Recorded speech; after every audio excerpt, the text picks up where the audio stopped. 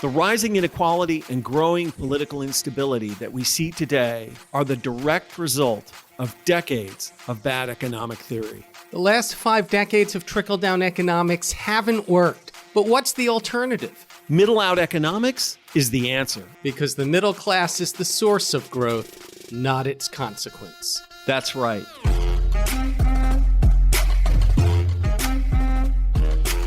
This is Pitchfork Economics with Nick Hanauer, a podcast about how to build the economy from the middle out.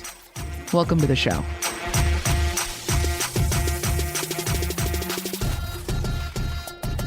Hey Pitchfork listeners, I'm Freddie, producer at Pitchfork Economics. Every society runs on a story about how the economy works. Today, we're revisiting the rise and fall of the neoliberal order, a conversation with historian Gary Gerstle about how neoliberalism became our governing economic regime and why it's breaking down. This episode makes sense of why today's economic and political chaos feels so familiar and why it isn't random.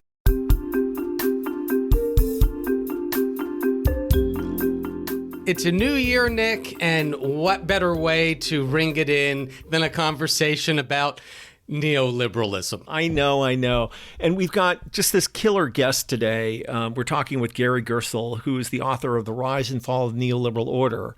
But what's cool about Gary, and is a little bit different than our usual guest, is that Gary is not an economist. He's an historian. And so he comes to us with that perspective, which I think is a little different. He's the Paul Mellon Professor of American History at the University of Cambridge and a professor of history at Vanderbilt University as well. Absolutely fascinating guy. Let's chat with him. I'm Gary Gerstle. I am a historian of the United States, 19th and 20th and 21st centuries, but increasingly I'm writing about the most recent period.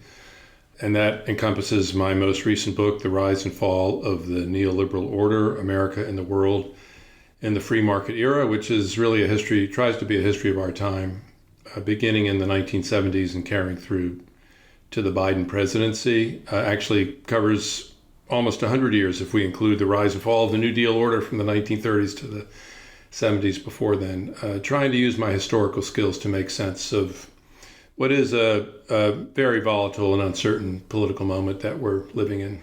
I was a history major in college, and I'm wondering if you're writing a history of now, because the fall is happening as we speak. How does history differ from journalism? I have my own ideas, but I'm curious what you would say.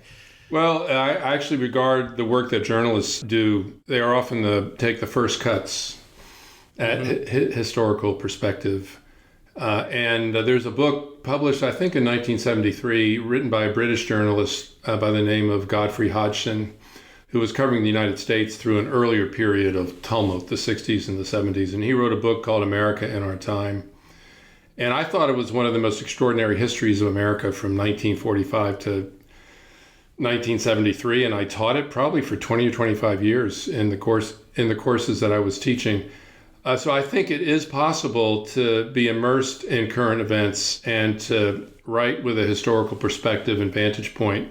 But it is, I will acknowledge, a perilous enterprise because one has to distinguish between the signal and the noise. The signal is what you really want to focus on, but every signal is surrounded by noise, and it's very hard to disentangle the noise, especially in a super-saturated media environment in which we live. And so some things I think I get right, writing about the history of the contemporary moment, and some things I get wrong. And you just have to be prepared to live with your frailty. What I think I can do is, and what I try and do in my book, The Rise and Fall of the Neoliberal Order, is to try and bring a historical perspective to the current moment. And I think that can be quite valuable. And that's what I've been trying to do.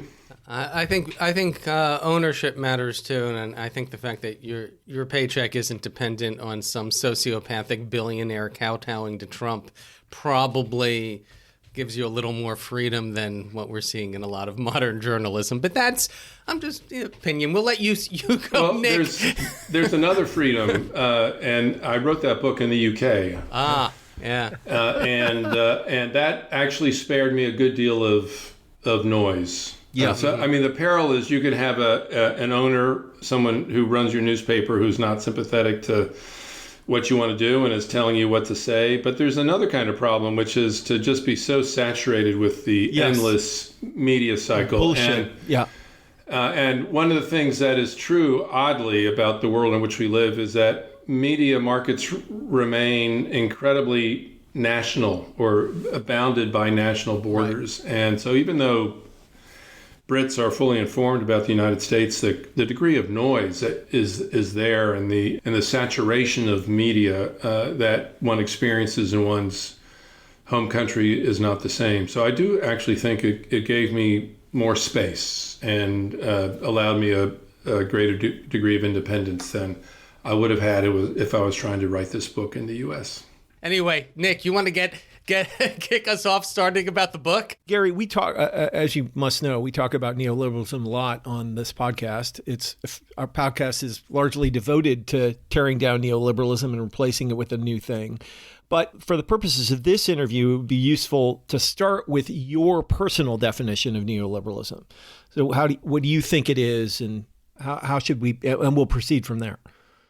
Neoliberalism is an ideology that calls for freeing capitalism from virtually all constraints, free the animal spirits of capitalism and the market out of the belief that the greatest economic growth and thus the greatest good for the greatest number of people will result from that kind of emancipation. And by freeing it from constraints, I'm thinking of regulatory constraints imposed by governments and states during the golden era of social democracy in Europe, and then we might say the golden era of the New Deal order in the United States. It was from the start a global project. Dismantling control of capital has to be accomplished both domestically but also internationally, out of the belief that you cannot have the full yield of capitalist affluence unless the whole world is committed to this project. And so at the core of neoliberalism is commitment to the free movement of goods, the free movement of people, the free movement of information, and the free movement of capital across all borders. And it could not really become a global project and thus aspire to the success it had in the 1990s and first decade of the 21st century until the Soviet Union fell and communism as a relevant ideology in the world collapsed, because central to the communist project was not just state management of economies in the public interest, but the exclusion of capital and capitalist penetration from any countries that were under communist rule. So the 1989 to 1991 period of transition is crucial. I'll say one other thing about it, and then you can let me know your own thoughts about neoliberalism, because you do talk about it a lot.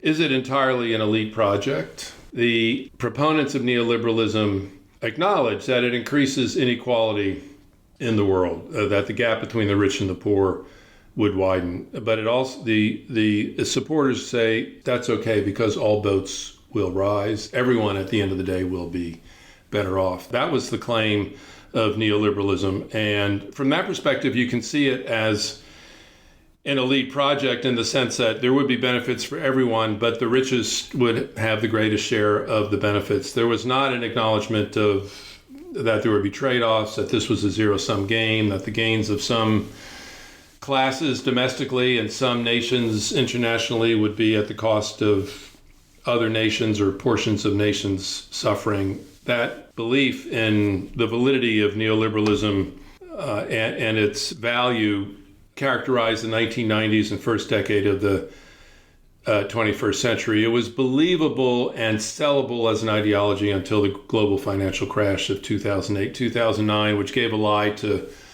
the claim that all boats would rise and that no one would suffer under this new regime. And there's no doubt that the neoliberal age dramatically increased inequality, left a lot of the parts of the world, both in the United States and elsewhere, to rot. And the world in which we're living in now has to do with the consequences. But I also think that there's an emancipatory element of the neoliberal creed, which distinguishes my view of neoliberalism from some other people, that it carries with it a promise of freedom, of freeing the individual from constraints, of allowing that individual to fully flourish. And especially in the United States, that has enormous appeal. That was part of Reagan's popularity. You convert to this, my vision of market freedom, meaning Reagan's vision of market freedom, you will be free.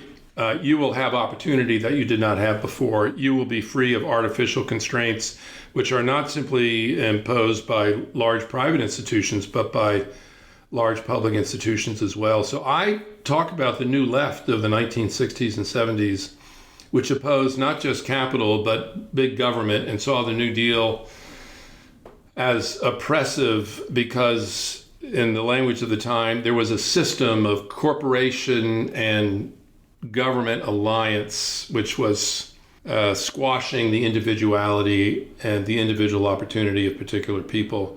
There's a cosmopolitan vision, which is part of the neoliberal dream, the ability of people to travel everywhere in the world, to mix with other peoples, other cultures, other ways of living, which the left finds enormously appealing. This is, if you're on the left, this is a world in which you want to live. So there's a component of the neoliberal worldview which is appealing to people on the left side of the political spectrum. And there's a kind of seduction that goes on that this will benefit not just corporate capitalists accumulating capital, but this promises an enlarged vision of freedom that a lot of people can partake of. So that thing that you just said is really interesting to me. And if I could just play it back to you, and I may be misinterpreting what you just said, but it never occurred to me that the cultural freedom that people were looking for in the 60s and 70s was in some ways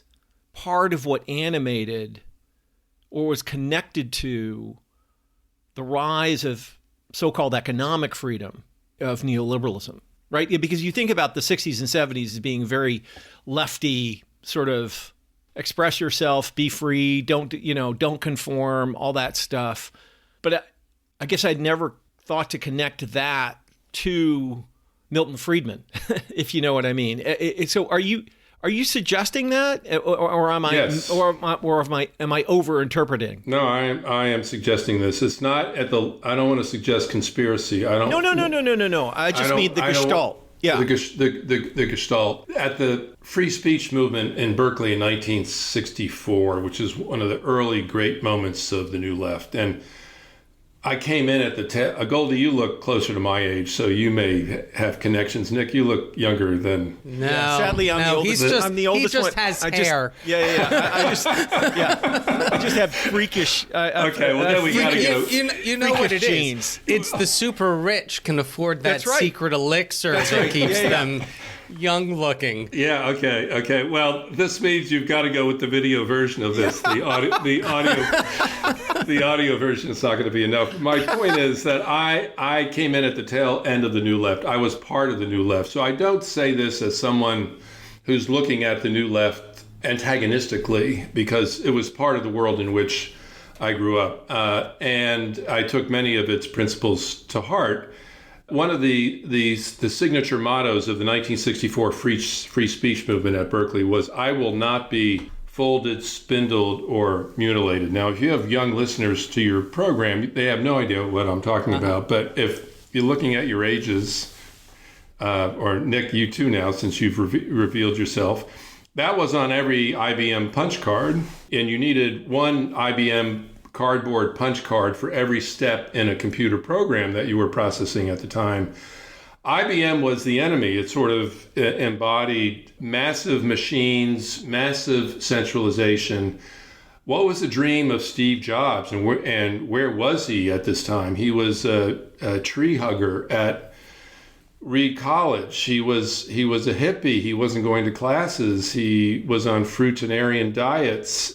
His dream of the personal computer was releasing the IT revolution from the tyranny of IBM. What was IBM? In a close connection between government and the private sector, to manage our lives. And this dream of individuality and emancipation was very profoundly bound up with the creators of the IT revolution and the personal computer, who began on the left. Another figure in this firmament is Stuart Brand, who created the Whole Earth catalog. And I think Steve Jobs would later describe the Whole Earth catalog as Google before there was Google. It was, again, a lot of your listeners won't know what we're talking about, a massive book that had everything in it that you needed to know in order to live the kind of life you wanted to live. And Steve Jobs described it as Google before Google. That was the coffee table book in my parents' living room. Yeah. I still have my original copy purchased in 1970. Yeah. Yeah. It's funny. I never thought of Apple's 1984 ad as a neoliberal icon. No, I was just thinking about it. It was the first thing I thought of when we started talking about Apple is that 1984 ad. Again, that many of our listeners will not have seen.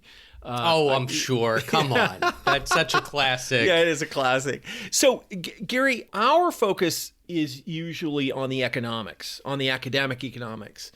How does, and you're obviously taking a historical view, how do these two things relate?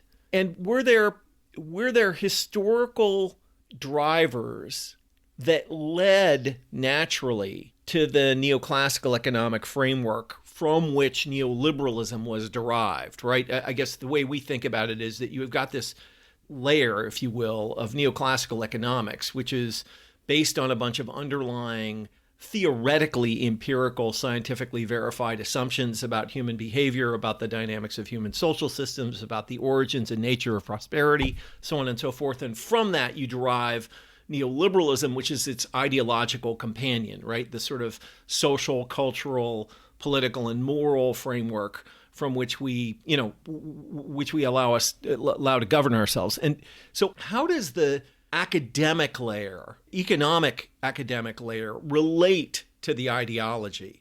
Which came first, for example? It's sort of a chicken and egg problem a little bit, isn't it? You mean the other dimension, referring to the cultural dimension, this dream of freedom? Is that? Yeah. Well, and just I think they both arose at the same moment. If the New Left moment is the 1960s and 70s, I would say the cultural component came first from university students, many of them privileged, growing up in what they took to be a massively bureaucratized society, and that did not deliver on the promise of individuality and freedom that they had been led to expect would be part of their American birthright. So this yearning for personal freedom was there in the 60s during a moment of great affluence. But then you have the economic crisis of the 1970s. And that economic crisis is profound in terms of eliminating the dominance of a different system of economics, Keynesian economics, that had been integral to the New Deal order. And there are two sources of crises in the 1970s which upend the New Deal and Keynesianism. One is that America has serious industrial competitors in the world for the first time since prior to the Second World War. After World War II, the U.S. is the only industrial economy still standing.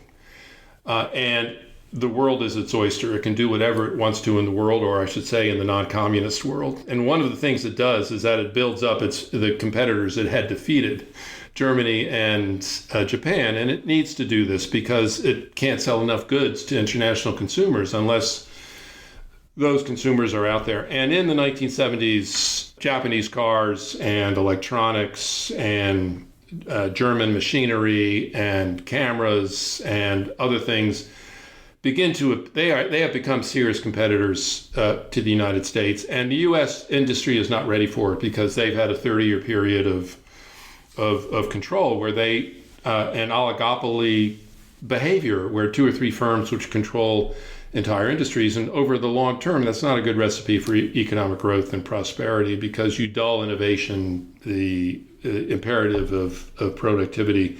The other thing that happens in the 1970s is a reordering of relations between consumers of resources in the global north and the suppliers of those resources in the global south. And here the critical event is the Yom Kippur War of 1973, which leads Saudi Arabia to refuse to sell its oil to the West. And the West's prosperity had been built on the promise of unending supplies of cheap oil from the Middle East, which were still at that time under the control of Anglo-American oil companies. And they made the decisions how much oil to extract from the ground and what price to charge. That ends in 1973 with the rise of OPEC and the determination that these resources belong to the producers and we are going to set the terms. And that is part of a larger reconfiguration of relations between the global North and global South that makes the 1970s a double whammy. Competition for the U.S. from industrial competitors and a need to radically rethink the availability and cost of vital resources to prosperity. And that plunges the American economy into a very severe crisis. It's not just inflation, it's the beginnings of massive deindustrialization of economic centers of the North, and the Keynesian toolkit is no longer working. Now, I have a theory of what I call political orders. And when a political order establishes itself, it is able to compel agreement from all parts of the relevant political spectrum. And during the heyday of the New Deal order, the Keynesian tools were thought to be so powerful and so effective that when Dwight D. Eisenhower becomes the first Republican president to regain the presidency in 1952, the big question is he going to roll back the New Deal? Or is he going to endorse its core features? And he endorses its core features because he feels there is no other future. There's no future for the GOP if he doesn't do that. Well, that consensus explodes in the 1970s. And ideas, these neoliberal ideas, versions of the neoclassical ideas that you talked about, which had been around and which had been incubating, but had been utterly irrelevant to the conduct of American politics or the conduct of the American economy.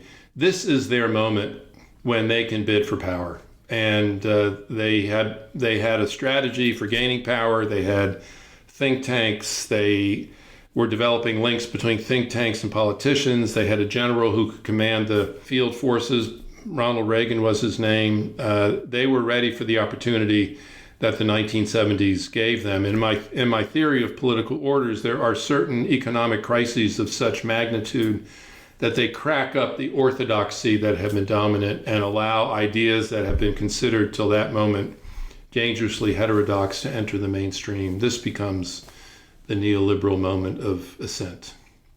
And going forward then, how important and how much of it was inevitable or just an accident of historical timing? The collapse of the Soviet Union in the late 80s pretty much cemented the neoliberal order globally. Yes, absolutely. In the 50s, the Soviet Union was a genuine competitor to the United States, not just militarily, but economically. And there's this incredible moment in, I think it's 1959, when Nixon goes to Moscow with all the latest American appliances in an American kitchen. And they have a debate on a Moscow stage about who's going to provide better consumer goods to their people.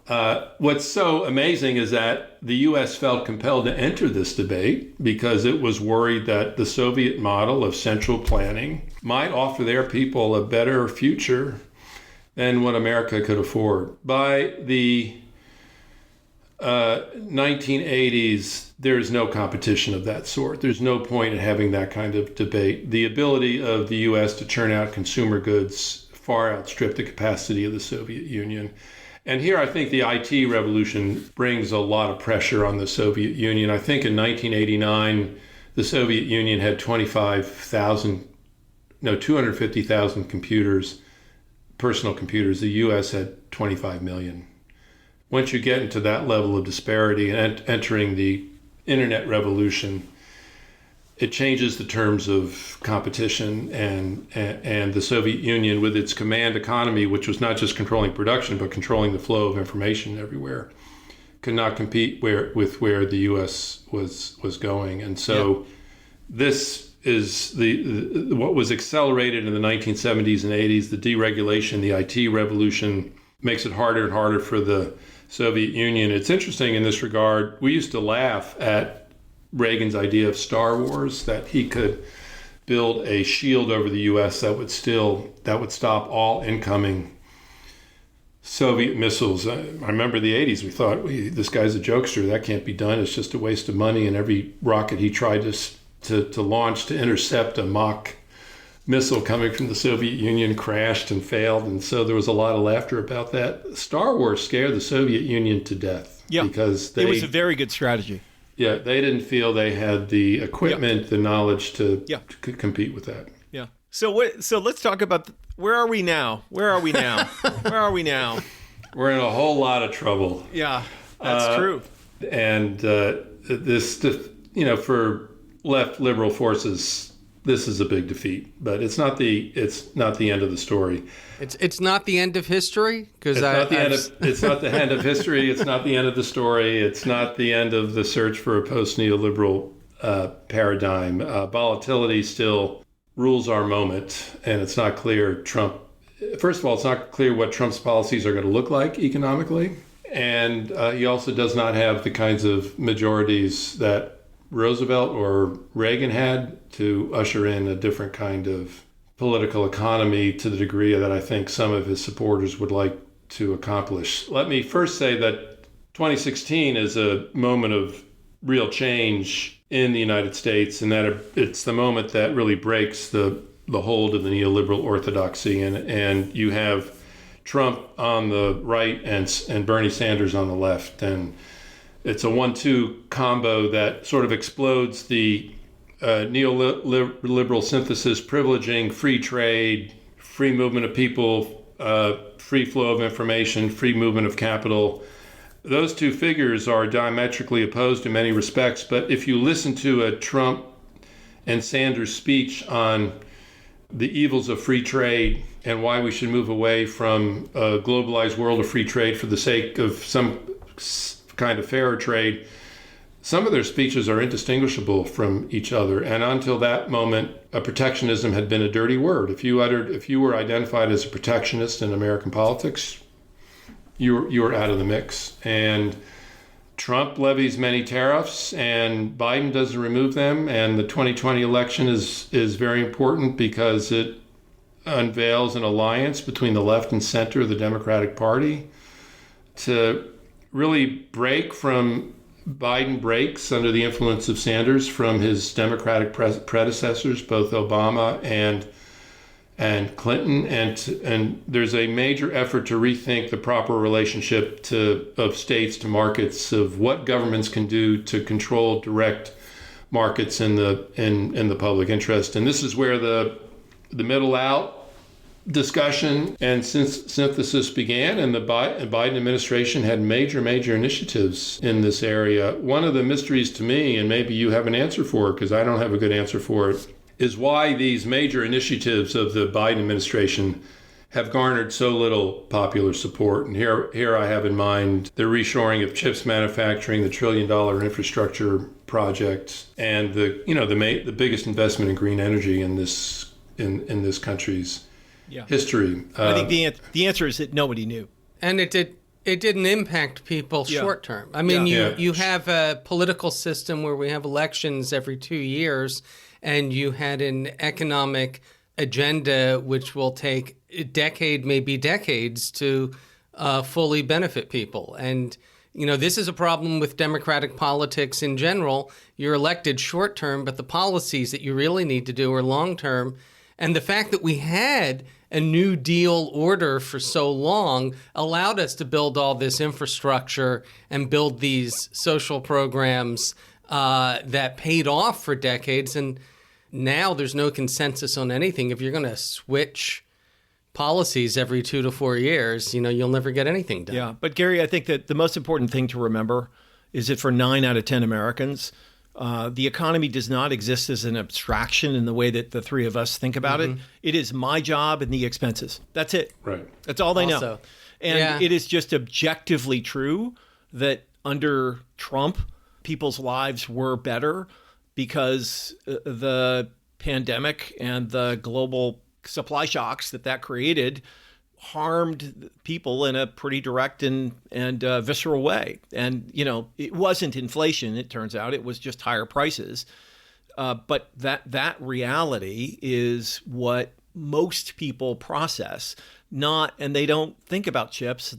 I'll bet you, even the most sophisticated people couldn't describe for me the economic achievements of the Biden administration. The most switched on people I knew had no idea. So, I mean, at the end of the day, that was the problem. I used to do a trivia test, like how many across the political spectrum, everyone I was talking to, how many projects were started under the Biden $1 trillion infrastructure plan, and the answers ranged from 2 to 100. The most anyone gave was, I think, 5,000. Yeah.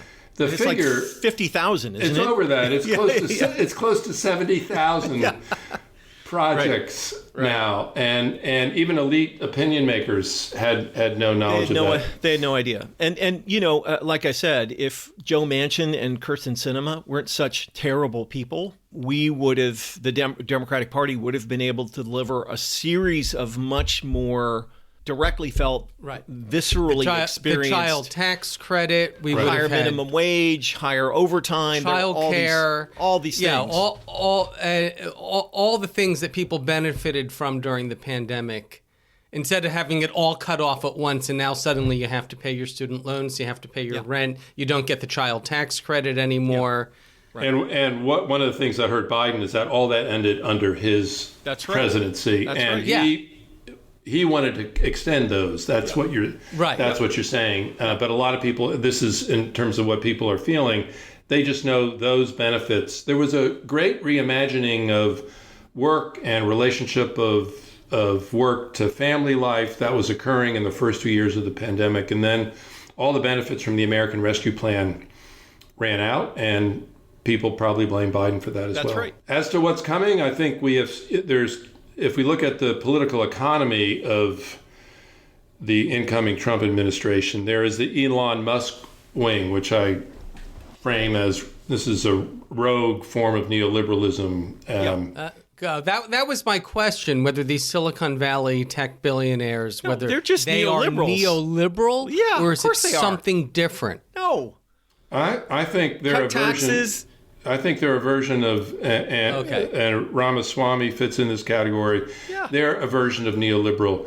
There is, however, another vector in the Trump administration, and this is embodied in Vance, who may be a powerful player. And I go back to his acceptance speech for the VP nomination, where he said very clearly the Republican Party has to begin putting Main Street over Wall Street. Now, he himself has ties to Silicon Valley, venture capital. So when push comes to shove, will the GOP ever abandon this? But and the answer may, and you're shaking your head, Nick, saying no, they never will. And 80% chance that you're right about that. But there is a serious move within portions of the Republican Party to develop a genuine populist politics of the right that privileges ordinary Americans as they imagine ordinary Americans, primarily white men, patriarchal households. But there are the beginnings of bridge building between the left and right on this issue. Vance talking to Elizabeth Warren about banking reform. Josh Hawley having an unexpectedly warm relationship with Lena Khan about antitrust. Tom Cotton fits into this. Marco Rubio fits into this. There is a small but not insignificant group of senators who are imagining a future for the American economy that is not simply restorative of neoliberalism. And I think one of the things to look for once they actually take power is whether this Main Street faction of the Republican Party, this genuinely populist faction, is defeated by the neoliberals, or whether they actually gain in strength, and whether there are battles that emerge between the neoliberals who want to eliminate Social Security. I mean, it's going to be a flashpoint over those sorts of issues, Social Security, Medicaid, and whether when Vance has his opportunity, whether he's going to take on someone like Elon Musk over these issues. So there are thinkers in the Republican Party who are trying to push this. Orrin Cass is one. Julius Krein, who edits American Affairs, is another. So there's some movement along those lines, and this may mean that the initiatives of the Biden administration may not disappear as quickly as everybody is predicting. And plus, there's a bunch of Republicans, congressmen and senators who are beginning to say, you're not taking away the chips factory that's going up in my district. You're not taking away the battery plant. And the Biden did a very good job of placing about 90% of those battery plants and chips manufacturing plants in red districts in the United States. Not that it helped Democrats in the 2024 election. But yes, the majority of the investments are in red counties. Well, we shall see. We always ask the benevolent dictator question, Gary. If you were in charge of the world and were unconstrained by politics, what would you do? How would you get us back on track?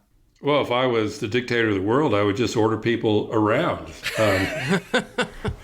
Benevolent dictator. I would double the green energy program, and I would deepen and broaden the initiatives that the Sanders-Biden alliance began, and broaden out to something closer to Sanders' original vision of what that could be. That path is there. I'm actually convening this. I'm not a dictator, but I'm organizing a big conference at the University of Cambridge called Beyond Neoliberalism: Pathways to a New Economy and Politics for late May, where we're going to get into the nitty-gritty of what we're going to do in different areas of economic and political life. All the energy that has been generated over the last 4 or 5 years, once the Democrats recover from the enormity of their defeat, and one has to admit that it's an enormous defeat.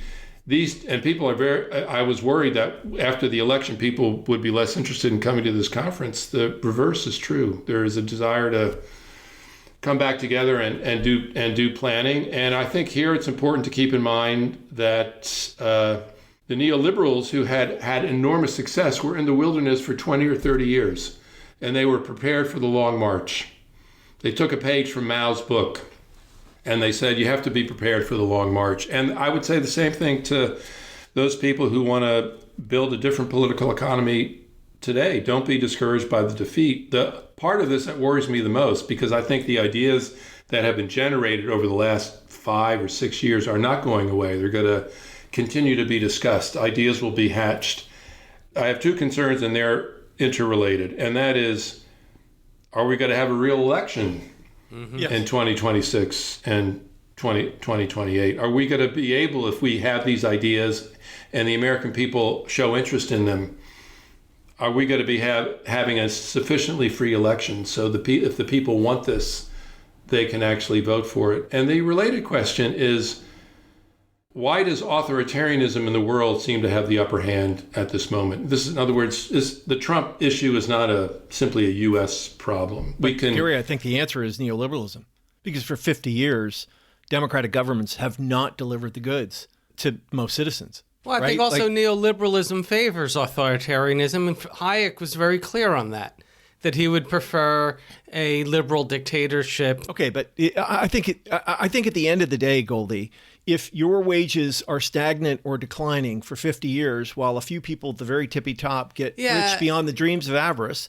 who needs a democracy? But the fact is, they had decades to build an authoritarian order because neoliberalism is implicitly elitist. They think the wealthy should be in charge. And that is clearly written into the core documents. That may be, but let me reframe the question. There were, in the second decade of the 21st century was a decade of populist revolts on the right and on the left.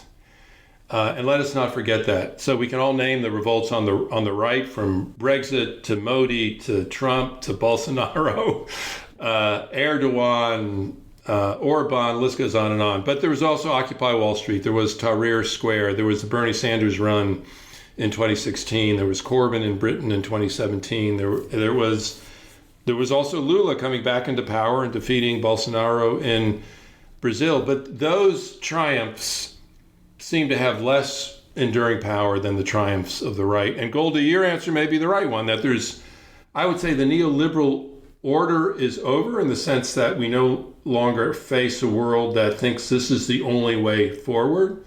But the institutions of neoliberalism that were built over a 50-year period, many of them are still very powerful and influential and controlling. So that may be the answer. But I find myself thinking, why are the populist revolts of the left more evanescent, less successful than those on the right?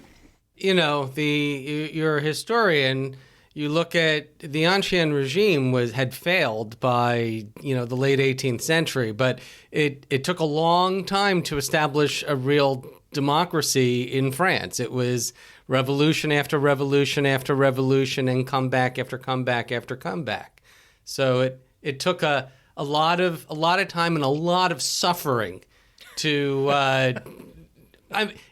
historically, no, a century is not that much time. But for the people living through it, for us, it's a long time. If we're not facing a century. So we're back to the long march. Yeah, we are. Absolutely. Okay. One final question. Why do you do this work? Why do I do this work? There are two components to it. I care tremendously about American democracy and democracy in the world and its future. I'm deeply committed to the proposition that people should be sovereign over their own affairs. We the people, popular sovereignty. And then I chose the right vocation for myself. I love thinking and writing about history as much today as when I began in this endeavor 40 to 50 years ago. And I'm posing questions to you because these are questions I'm posing to myself. And I love to puzzle through the key questions of different historical eras. And I don't want to be finished with my life's work until I have satisfactory or better answers than I do right now to the extraordinary importance and volatility of our own time. Well, Gary, thank you for being with us, and thanks for the book. It was it was a fascinating conversation. Great talking. I appreciate the opportunity. Gary's such an interesting guy, and that historical perspective is always so refreshing. Fortunately, he gets to write the first draft of history instead of a lot of the journalists who are responsible for this. I'm a little angry. It's the new year. I'm still a little angry at the profession of journalism for how they failed American democracy. I think it's interesting. We're in this moment. Obviously, we are very disappointed by the outcome of the election.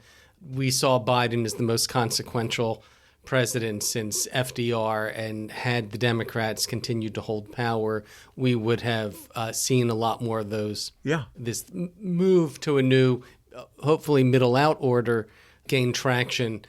So it's hard to know what's going to come out of this. I think the first Trump administration was mostly neoliberal, apart from the tariffs. It's hard to think of anything else that Trump actually did that defied the neoliberal order. And obviously there's that schism in his new administration between, the billionaires who funded him, Elon Musk, who put $250 million of his own money into reelecting Trump and is being apparently rewarded for it, and that other anti-neoliberal populist wing of Trumpism. So we'll see which one comes out on top. I suspect it will be the neoliberals. Yeah, I just don't see how anything else happens. I mean, I think tariffs. Yes, we'll see tariffs. Yeah. Tax cuts.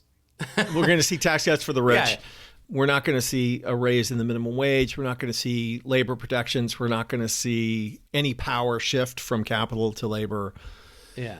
We're not going to see. We're going to see a massive increase in the number in the amount of consolidation. There's no way that they're going to do anything else. So to poorly paraphrase one of the great neoliberal founders, Milton Friedman, when a crisis occurs, what fills the void are the ideas that have been left lying around. When the Keynesian consensus collapsed in the early 1970s, it was neoliberalism. There will be a crisis. There is a crisis, but there will be a bigger crisis. And the hope is that the middle out ideas that are lying around will be the ones that fill that void, assuming, as Gary said, we actually have free and fair elections from here on out. And I'm not so confident about that. Well, we shall see. Yeah, well, that was, again, if you want to read more from Gary Gerstle, his book, there's a link in the show notes, The Rise and Fall of the Neoliberal Order.